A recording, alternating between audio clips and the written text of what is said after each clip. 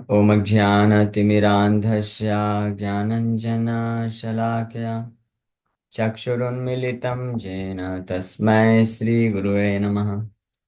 नमो ॐ विष्णुपादाय कृष्णप्रेष्ठाय भूतले श्रीमते भक्तिवेदान्तस्वामिन्निति नामिने। नमस्ते सारस्वती देवे गौरवाणी प्रचारिणे निर्विशेष शून्यवादी पाश्चात्य देश तारिणे। नमो महावदन्याय कृष्णप्रेमप्रदायते कृष्णाय कृष्णचैतन्यनामने गौरतुसे नमः।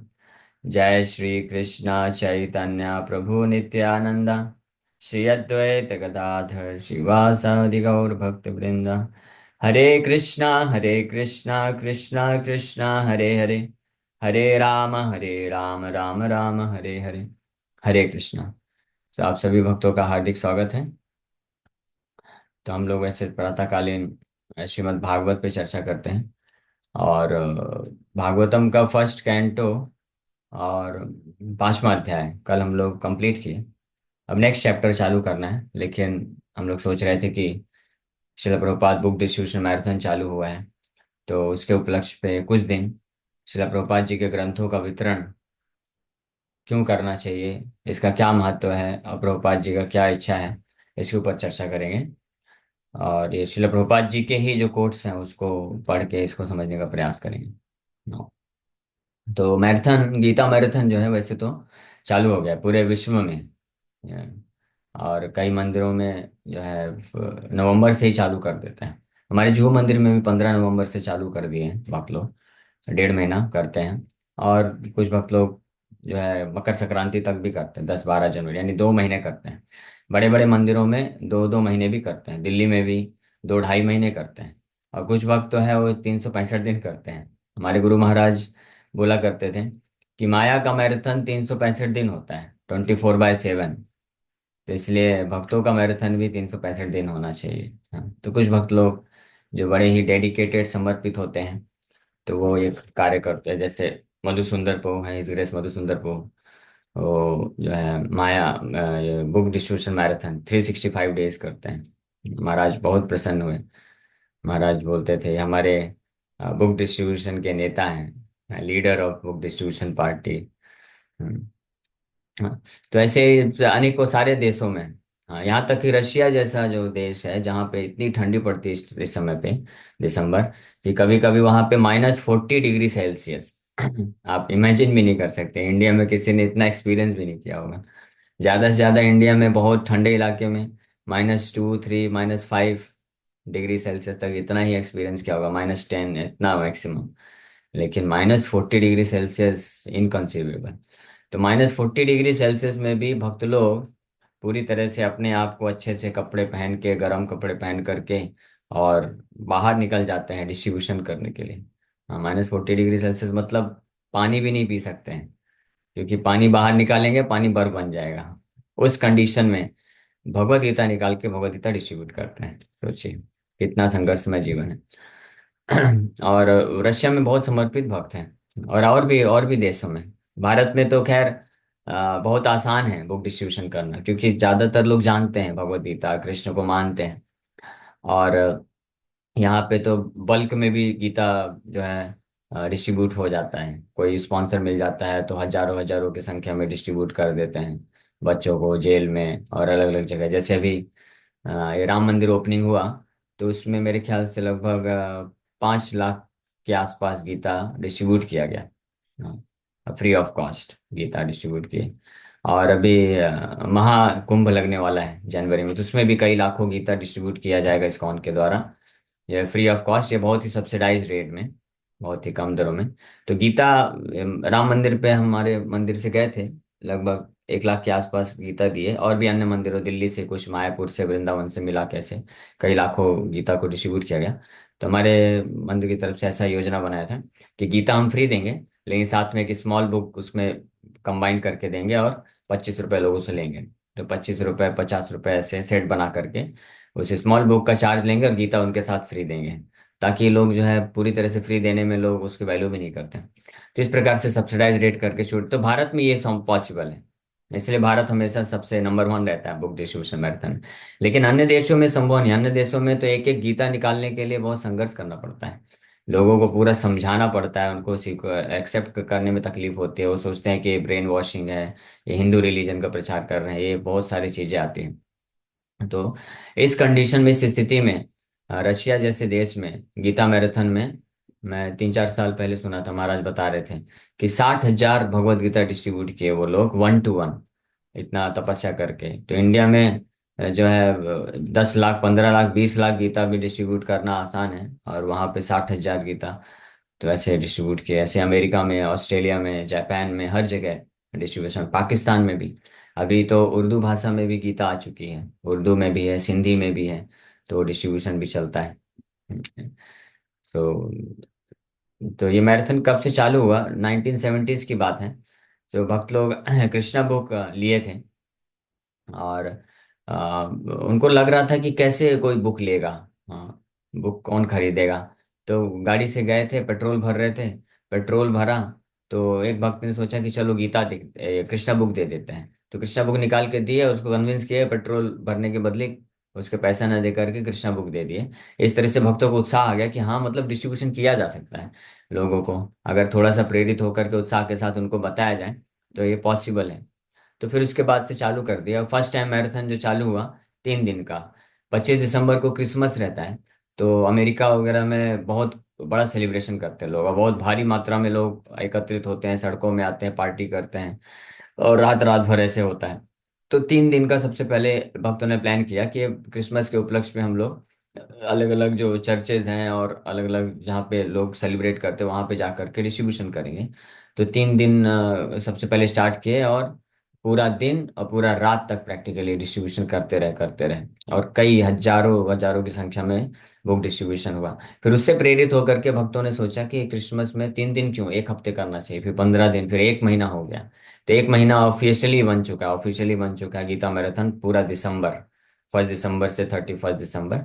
अभी फिर कुछ सालों पहले जो है महाराज की प्रेरणा से कई जो बड़े मंदिर हैं वो लोग चालू कर दिए कि अब नवंबर दिसंबर 2 महीना। हाँ, तो ये बहुत विशेष है। इसमें जो भाग लेते हैं उनको विशेष कृपा मिलती है, और बहुत फास्ट एडवांसमेंट होता है, स्पेशली अगर कोई भक्ति में आगे बढ़ने के लिए, प्रगति करने के लिए विघ्न महसूस करता है। तो जैसे भगवान नरसिंह देव हैं, ये भक्तों के जो जीवन से, पथ से विघ्न को नष्ट करते हैं। उसी प्रकार से बुक डिस्ट्रीब्यूशन, भगवान नरसिंह देव बुक डिस्ट्रीब्यूशन के रूप में अवतरित हुए ऐसा समझ लीजिए। भगवान नरसिंह देव भी अवतरित हुए हैं बुक डिस्ट्रीब्यूशन मैराथन के रूप में। और जो भी भक्त इस प्रकार से बुक डिस्ट्रीब्यूशन मैराथन में सेवा देते हैं, यानी उनका आश्रय लेते हैं, तो उनके जीवन से भक्ति के जो विघ्न होते हैं सब नष्ट हो जाते हैं। तो हम लोग कुछ कोट्स हैं शिला प्रभुपाद जी के बुक डिस्ट्रीब्यूशन के ऊपर, ग्रंथ वितरण का क्या महत्व है, क्यों गीता लोगों तक पहुंचाना चाहिए, इसके महत्व के ऊपर चर्चा करेंगे। तो ये 27 अप्रैल 1967 न्यूयॉर्क में कीर्तनानंद महाराज को प्रभुपाद जी लिखते हैं, now I am trying for printing arrangement and this book also can be nicely printed provided you take charge of distribution. I am very much anxious for sale of my books, Prabhupada ji लिख रहे हैं, I am very much anxious for sale of my books, it has to be organised, please think over this matter. If the books are not properly sold, how I can print so many books? हाँ, तो मैं बहुत ही ज़्यादा चिंतित हूँ कि मेरी पुस्तकों का वितरण होना चाहिए, हाँ, सेल होना चाहिए। तो इसलिए आप इसको ऑर्गेनाइज करिए और इसके बारे में सोचिए, विचार करिए। फिर हयग्रीव प्रभु को न्यूयॉर्क, 10 जून 1967 में प्रभुपाद जी लिखते हैं, although I am practically on the path of death, still I can not forget about my publications. 1967 में प्रभुपाद जी का हेल्थ बहुत जो है गड़बड़ हो गया था। प्रभुपाद जी अमेरिका, कुछ समय के लिए उनको भारत भी आना पड़ा था इसी कारण, हेल्थ इशू के कारण। फिर इंडिया में यहाँ पे आयुर्वेदिक का अच्छा ट्रीटमेंट लिए, और कुछ महीने के बाद वापस से फिट हो गए, फिर वापस से जाते हैं प्रभुपाद जी। तो उस हेल्थ कंडीशन में, हाँ, तो प्रभुपाद जी लिख रहे हैं, although I am practically on the path of death. ऐसा हो रहा है, ऐसी सिचुएशन हो गई थी। प्रभुपाद जी जब अमेरिका में थे, न्यूयॉर्क में, तो एडमिट किए हॉस्पिटल में, लेकिन डॉक्टर तो पूरी तरह से हाथ खड़ा कर दिए, वो बोले कि कुछ भी हो सकता है। यानी शरीर छूटने की स्थिति हो गई थी। तो सभी भक्त लोग प्रार्थना किए भगवान को। अभी ज्यादा समय नहीं हुआ था, 66 में इस्कॉन स्टेब्लिश किए थे, 67 प्रभुपाद जी का हेल्थ इतना डाउन हो गया था। तो सब नए नए भक्त थे, बिल्कुल पूरी तरह से कच्चे भक्त थे। हाँ, एक साल भी अभी ट्रेनिंग नहीं हुआ। तो सब भक्तों ने प्रार्थना किया कि अभी हमारे गुरु महाराज को आप जो है हमारे साथ रखिए, अभी हम ट्रेन नहीं हैं। We we require his guidance and his training और हिज ब्लेसिंग्स।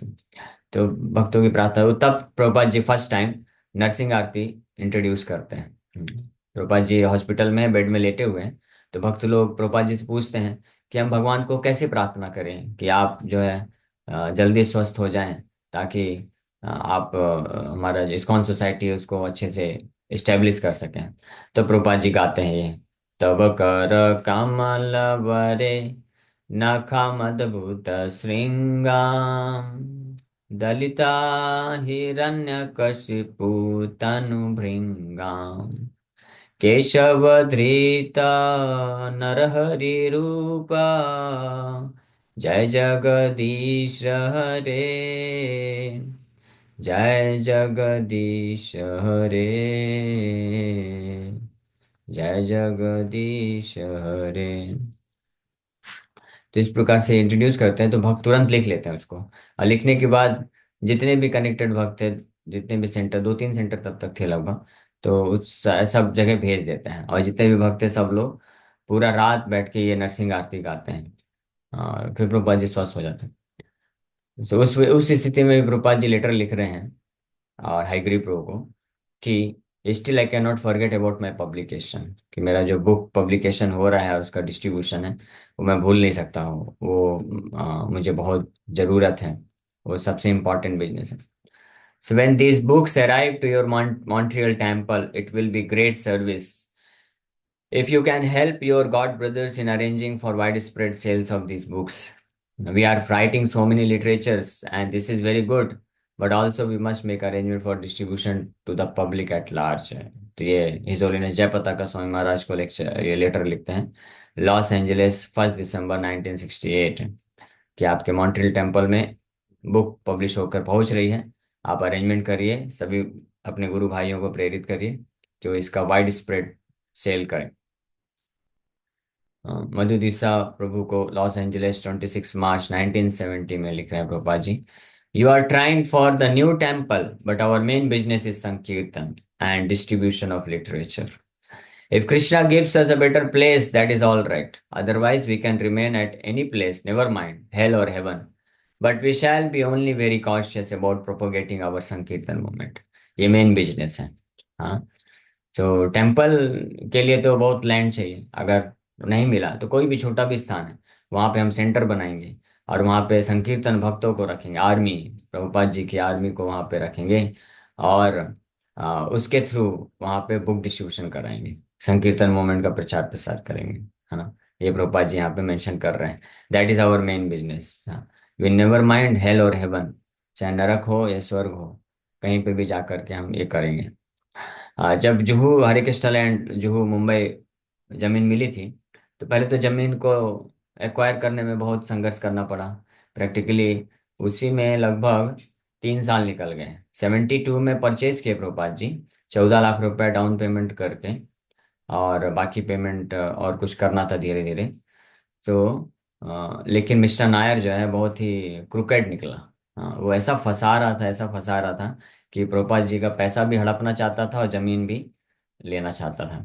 तो वो संघर्ष होते होते 3 साल ऐसे निकल गए। फिर जब फाइनली जब जमीन मिल गई तो उसके बाद गवर्नमेंट की तरफ से एनओसी प्राप्त करने में संघर्ष हो रहा था। एनओसी, नो ऑब्जेक्शन सर्टिफिकेट, नहीं दे रहे थे, कंस्ट्रक्शन के लिए परमिशन नहीं मिल रहा था। तो प्रभुपाद जी बोले कि भक्तों को कि आप टेंशन मत लो, अगर गवर्नमेंट कंस्ट्रक्शन के लिए परमिशन देती है तो हम टेम्पल बनाएंगे, अगर नहीं देती है तो हम उसी लैंड में उसको बस स्टॉप बनाएंगे। बस स्टॉप क्यों बनाएंगे, हम बस खरीदेंगे।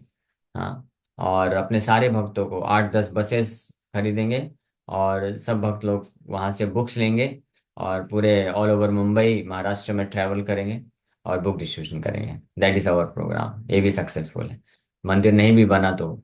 हाँ। फिर बाद में किसी तरह संघर्ष किए हमारे गुरु महाराज और हिज होलीनेस गिरिराज स्वामी महाराज। ये दोनों जो है प्रैक्टिकली हर दिन या एवरी अल्टरनेट डेज ये दौड़ भाग करते थे पूरा गवर्नमेंट ऑफिसेस में जा करके, हर प्रकार का जो भी प्रोसीजर उसको फॉलो करके। और खूब संघर्ष संघर्ष करने के बाद कुछ महीने में फाइनली जो कंस्ट्रक्शन का परमिशन मिल गया, नो ऑब्जेक्शन सर्टिफिकेट मिल गया। और फिर एंड ऑफ 1975 में वास्तव में टेम्पल कंस्ट्रक्शन चालू हुआ और 76 77 हाँ में कंप्लीट हो गया। ऑलमोस्ट लगभग मान लीजिए 2.5 साल में पूरा मंदिर बना दिया गया इतना परफेक्ट तरीके से। सो इस तरह से प्रभुपाद जी यहाँ पे लिख रहे हैं कि कोई भी प्लेस हो, वी डोंट माइंड। तमाल कृष्ण महाराज को लॉस एंजलिस 15 मई 1970 में प्रभुपाद जी लिख रहे हैं, and then we take the books and publish them in French and German languages. My guru Maharaj like the publication of books very nice. He like publication of books more than construction of temples. मंदिरों से ज्यादा book publication को पसंद करते थे मेरे गुरु महाराज, प्रभुपाद जी लिख रहे हैं। शिला भक्ति सिद्धांत सरस्वती ठाकुर जब मंदिर बनाए थे कलकत्ता में, हाँ, तो कलकत्ता मंदिर में माया जो गौड़ी मठ है, तो वहाँ ऑल्टर के सामने प्रिंटिंग प्रेस लगा के रखे थे। सोचिए, भगवान के ऑल्टर के सामने बुक्स का प्रिंटिंग होता था। हाँ, आवाज आती है, सब कुछ होता है, सोचिए। तो ऑल्टर के जस्ट सामने रखे थे। हाँ, ये इस बात को स्थापित करने के लिए कि ये भी एक ऑल्टर है, हाँ, जहाँ से भगवान की पुस्तकें छप रही। हाँ, इसलिए शिला भक्तिवेदांत ठाकुर बोला करते थे कि दिस बुक्स आर बृहद मृदंगा। जब शिला प्रभुपाद जी उनके साथ थे, 1936 की बात है ऑलमोस्ट, यानी शिला भक्तिवेदांत ठाकुर 1 जनवरी 1937 में शरीर छोड़े। उसके कुछ महीने पहले जब ब्रजमंडल परिक्रमा में गए थे, तो राधा कुंड के पास शिला भक्तिवेदांत ठाकुर शिला प्रभुपाद जी के साथ, उस समय प्रभुपाद जी गृहस्थ आश्रम में थे। अभय चरणारविंद दास, अभय चरणारविंद प्रभु के नाम से जाने जाते थे, अपने एक छोटे बालक के साथ वृंदावन प्रभु के साथ थे। तो शिला भक्तिवेदांत ठाकुर वृंदावन उनके प्रभुपाद जी के पुत्र के लिए एक जैकेट देते हैं, हाँ, गिफ्ट करते हैं। और फिर प्रभुपाद जी जब पूछते हैं कि how can I serve you, मैं आपका कैसे सेवा कर सकता हूँ, तो उस वक्त राधा कुंड में, राधा कुंड सबसे पवित्रतम स्थान है आध्यात्मिक जगत में भी, जो मोस्ट सैक्रेड सैक्रेड प्लेस है वो राधा कुंड है। और राधा कुंड की इतनी महिमा है कि कोई साधारण भक्त को भी एक्सेस नहीं है वो। तो उस स्थान पे प्रभुपाद जी सेवा पूछ रहे हैं और शिला भक्तिवेदांत ठाकुर उस स्थान पर रह करके राधा कृष्ण लीला, राधा कुंड की जो महिमा है, या वहाँ पे कैसे भजन करना है, ये सब के बारे में चर्चा न करके क्या चर्चा कर रहे हैं, बुक डिस्ट्रीब्यूशन की चर्चा कर रहे हैं। हाँ, वो बता रहे हैं, वो इंस्ट्रक्शन दिए, if you ever get money publish books. हाँ, अगर आपको कभी कृष्ण की कृपा से पैसा मिले तो आप बुक पब्लिश करो और बुक डिस्ट्रीब्यूशन को ऑर्गेनाइज करो, बुक डिस्ट्रीब्यूशन कराओ। हाँ, तो वहाँ पे इस बात को बोलते हैं कि उस वक्त कलकत्ता का जो मंदिर था, बहुत बड़ा पैलेशियल टेम्पल, तो वहाँ पे भक्त लोग कुछ कुछ जो है लड़ाई कर रहे थे कि हमको ये स्थान चाहिए, हमको ये स्थान चाहिए, हम यहाँ पे रहेंगे, ये रहेंगे। कुछ लोग पोजीशन पर आना चाहते थे। शिला भक्तिवेदांत ठाकुर जो है बड़े दुखी हुए ये देख करके कि कुछ डिसाइपल्स उनके इस प्रकार से जो असली जो मूड है उससे डेविएट होकर के वही अहम ममती के भाव में फंस रहे हैं। तो बड़े दुखी होते थे। तो प्रभुपाद जी से अपना हृदय शेयर कर रहे थे राधा कुंड में, जब अकेले मिले उनसे तो हृदय शेयर कर रहे थे। आगुन जलबे ऐसे बोलते हैं कि आग लग जाएगी अब। क्योंकि भक्तिवेदांत महाराज जी को मालूम था कि अब मैं कुछ ही समय में जाने वाला हूँ। तो उसके बाद जिस प्रकार से कुछ शिष्य लोग, सारे शिष्य नहीं, कुछ शिष्य लोग जिस प्रकार से जो है प्रभावित हो गए हैं ये भौतिक ऐश्वर्य से, तो निश्चित रूप में जाने के बाद ये लोग लड़ाई झगड़ा करेंगे और इसमें फंस जाएंगे। इसलिए शिला प्रभुपाद जी को इंस्ट्रक्शन दिए कि आप ये सब में मत फंसना। आपको अगर कभी भी किसी भी प्रयास से अगर पैसा मिले तो आप इसके चक्कर में ज्यादा मत रहना कि मुझे बहुत बड़ा मठ बनाना है और मठाधीश बनना है, ये करना नहीं। When ever you get money publish books, ये आप कार्य करिए। और शिला भक्तिवेदांत ठाकुर वहां पे बोलते हैं कि अगर ये संभव हो पाता कि ये जो इतना बड़ा मंदिर है, हाँ, इसके मार्बल्स को सेल कर सकूं मैं, तो इसके मार्बल्स को सेल करके मैं बुक्स पब्लिश करना चाहूंगा और डिस्ट्रीब्यूशन करना चाहूंगा। इससे शिला प्रभुपाद जी का हार्ट हो गया बुक डिस्ट्रीब्यूशन। और बुक डिस्ट्रीब्यूशन को ही करने के लिए, पब्लिश करने के लिए, ऑर्गेनाइज करने के लिए शिला प्रभुपाद जी जो है इतने सेंटर्स बनाए, मंदिर बनाए, टेम्पल बनाए, डिवोटीज। क्योंकि सेंटर होगा और या टेम्पल होगा तो वहाँ पे संकीर्तन मूवमेंट यानी बुक डिस्ट्रीब्यूशन करने वाले भक्त लोग रह सकते हैं, इसलिए वो भी जरूरी है। That is also important aspect. लेकिन अगर प्रचार का कार्य नहीं है तो वो जो मठ है या टेम्पल है या सेंटर है वो यूजलेस है, उसका कोई मतलब नहीं। हाँ, एस्टेब्लिश करने का, अगर प्रचार का कार्य नहीं, बुक डिस्ट्रीब्यूशन का कार्य नहीं, ये महत्वपूर्ण चीज है।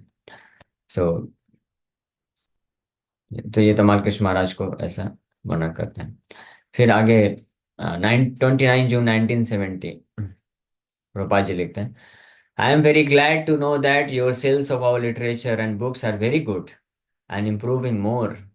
It is natural that such distribution of literature should increase as the people hear more about Krishna consciousness movement.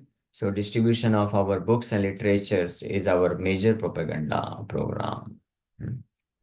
So ये प्रोपा जी लिख रहे हैं कि मैं बहुत खुश हूँ, बहुत खुश हूँ कि आप जो है ग्रंथों का वितरण जो है वो बढ़ा रहे हैं और ये इम्प्रूव कर रहा है और बढ़ता जा रहा है।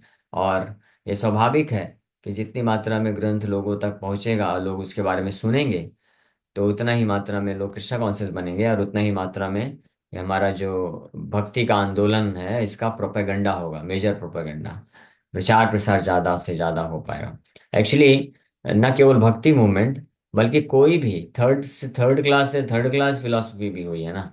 हाँ, जैसे कम्युनिज्म है, ये क्या है? एक यूजलेस फिलोसफी है, इसमें कोई फिलोसफी आइडियोलॉजी, इसमें कोई बल नहीं है। हाँ। हाँ, लेकिन ये भी देखिए भारत में कैसे आ गया। ये रशिया से प्रारंभ हुआ और उन्होंने बुक्स लिखा।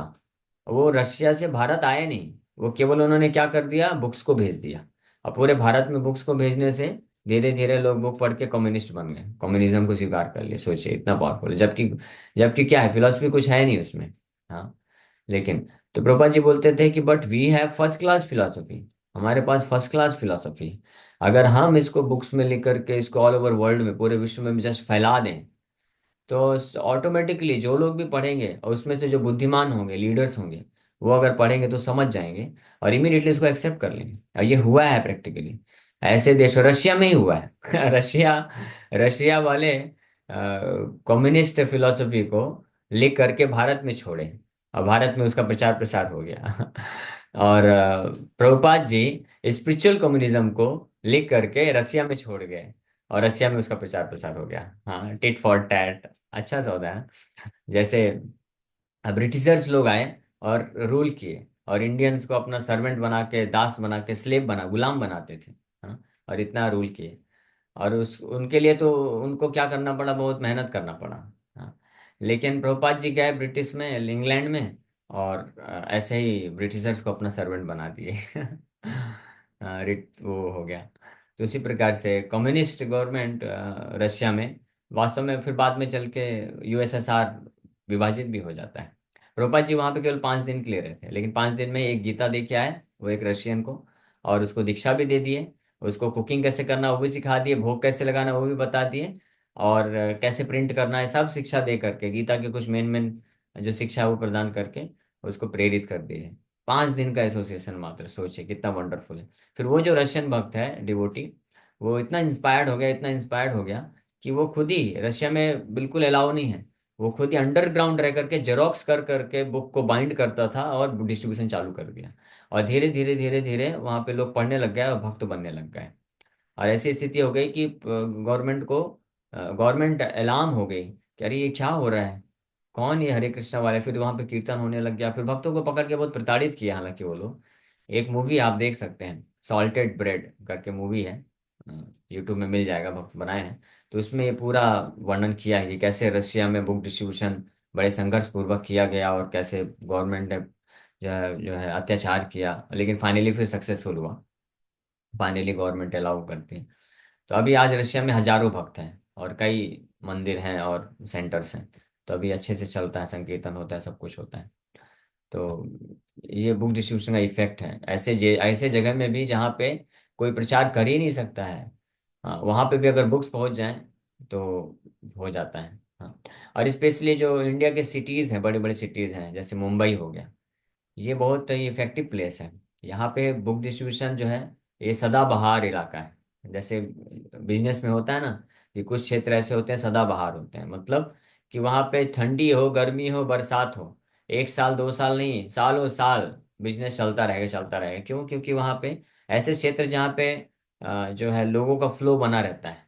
हाँ, कई लोग आते रहते हैं, जाते रहते हैं, तो ये बहुत आसान होता है। इसलिए मुंबई कभी सेचुरेट नहीं हुआ। दिल्ली भी सेचुरेट हो गया, हालांकि दिल्ली में भक्तों ने बहुत डिस्ट्रीब्यूशन भी किया है, इसलिए भी सेचुरेट हो रहा है, लेकिन इसलिए दिल्ली से बाहर निकल के। लेकिन मुंबई ऐसा स्थान है जहाँ पे कभी सेचुरेशन का बात ही नहीं है। आप कभी भी किसी भी साल, हर महीने, हर दिन किसी भी ट्रैफिक सिग्नल में चले जाइए, बुक डिस्ट्रीब्यूशन होता ही होता है। हाँ, इतना क्यों है ऐसा? और स्पेशली मुंबई में डिस्ट्रीब्यूशन जो होता है ना, वो पूरे भारतवर्ष के गांव गांव में चला जाता है, क्योंकि लोग पूरे गांव गांव से आए हैं, यहाँ पे रहते हैं, वो लोग बुक्स लेकर के जाते हैं और उधर देते हैं। तो ये बहुत इफेक्टिव, वहाँ के लोग भी जहाँ पे इस्कॉन इस्कॉन के भक्त पहुँच भी नहीं सकते हैं, तो ऐसे सिटीज़ में बुक डिस्ट्रीब्यूशन करके हम वो प्रचार कर सकते हैं जहाँ हम पहुँच भी नहीं सकते, सोचिए। इतना पावरफुल है ये। सो ये आखिरी कोट पढ़ेंगे। भगवान प्रभु को लिख रहे हैं, कलकत्ता, 22 सितंबर 1970। So I can see that there is very good potential as a present movement for spreading in this movement as was desired by my Guru Maharaj, and I am simply trying my best to carry out his desire. And if some of my students adopt this attitude without any other motivation, surely Krishna will fulfill our desire. So push on with book publication and distribution, and I am very glad that you are now distributing to schools and libraries. भगवान प्रभु को रूपा जी पूरा आशीर्वाद दे रहे हैं और बोल रहे हैं, मैं बहुत खुश हूँ, मैं बहुत खुश हूँ कि आप इस प्रकार से बुक डिस्ट्रीब्यूशन, बुक्स को, ग्रंथों को schools and colleges and libraries में भी लेके जा रहे हैं और डिस्ट्रीब्यूट कर रहे हैं। Surely Krishna will fulfil our desire, निश्चित रूप से कृष्ण हमारी इच्छाओं को पूरा करेंगे। ये मेरे गुरु महाराज का इच्छा था। तो इस प्रकार से ऐसे अनेकों कोट हैं, हम लोग कुछ दिन इसको करेंगे चर्चा इसके ऊपर। ओके, तो अगर किसी भक्त का कोई प्रश्न है पूछ सकते हैं। Hare Krishna Krishna Krishna Hare Hare, Hare Ram Ram Ram. Yes, any question? सबसे हरे पहला कृष्ण। मंदिर इस्कॉन का कौन सा है? न्यूयॉर्क में बना, 26 सेकेंड एवेन्यू, न्यूयॉर्क। वहाँ पे सबसे पहला से इस्कॉन का केंद्र प्रभुपाद जी खोलते हैं 1966 में। ओके, और किसी भक्त को कुछ पूछना है, जिज्ञासा है? हरे कृष्ण प्रभु जी, धन्यवाद। हरे कृष्ण। प्रभु जी, जैसे अपन जाते हैं बुक्स डिस्कशन करने, तो लोग यही कहते हैं कि अरे हम बहुत गीता पढ़े हैं, हमको सब मालूम है। तो उनको कैसे मतलब वो क्लियर करें कि मतलब आप पढ़े तो हो, लेकिन इसमें क्या वो लिखा है, आप समझदारी से पढ़ो तो ध्यान में। तो उनको बताइए, गीता आपके पास रखे, उनके हाथ में दे दीजिए और खोल के दिखा दीजिए। देखिए, इस गीता में श्लोक भी है, शब्दों का अर्थ भी है, अनुवाद भी है, तात्पर्य भी है। तो जब इस प्रकार से आप अनुवाद, तात्पर्य, शब्दार्थ के साथ पढ़ेंगे, तो आप वास्तविक रूप में गीता के संदेश को समझ पाएंगे। ठीक है। और फिर उनसे प्रेम से पूछ सकते हैं कि आपने, ठीक है, आपने अभी जो गीता पढ़ा, आपने पढ़ा, लेकिन आप उसका क्या पालन कर पा रहे हैं, उसका प्रैक्टिकल एप्लीकेशन क्या है, कुछ कर पा रहे हैं? तो अगर वो सज्जन व्यक्ति होगा ना, तो समझ जाएगा सही बात है कि अभी मैंने गीता तो पढ़ लिया, बस केवल श्लोक श्लोक या अनुवाद अनुवाद पढ़ लिया, लेकिन मुझे कुछ पल्ले नहीं पड़ा, या उसको मैं कुछ अप्लाई नहीं कर पा रहा हूँ। तो फिर बता सकते हैं, लेकिन ये गीता पढ़ के देखिए, न केवल भारतवर्ष में बल्कि अमेरिका, रशिया, जापान, अलग अलग जगह से लोग, जो परिवर्तन आया उनके जीवन में, कृष्ण भक्त बन गए और समझ गए, है ना। तो इसलिए आप भी इसको लीजिए, पढ़िए। और अगर आप बोल रहे हैं आप समझ चुके हैं, पढ़ चुके हैं, तो भी आप लेके जाइए। और जैसे हम प्रयास कर रहे हैं अन्य लोगों तक पहुंचाने का, तो आप ये दो चार गीता लेके जाइए, लोगों को दीजिए, गिफ्ट करिए आपके रिलेटिव में। आप जब किसी का शादी होता है, बर्थडे होता है, कुछ होता है, नया साल होता है, तो आप कुछ ना कुछ गिफ्ट करते हैं ना। तो ये गीता गिफ्ट करिए, बाकी फालतू चीज गिफ्ट करने से क्या मतलब है? आप अगर गीता समझते हैं, इतने से जानते हैं, आप सज्जन व्यक्ति हैं, पढ़े लिखे हैं, तो और कुछ गिफ्ट करने के बजाय ये दो चार गीता लेके जाइए, अपने पास रखिए, और आपके किसी रिलेटिव को गिफ्ट करिए और इसमें हेल्प करिए, ताकि वो लोग भी गीता को पढ़ सके। तो इस प्रकार से बोलना चाहिए। तो अगर थोड़ा भी उसको क्लिक करेगा तो ले सकता है, तो हम अपनी तरफ से अलग अलग तरीके से प्रयास कर सकते हैं।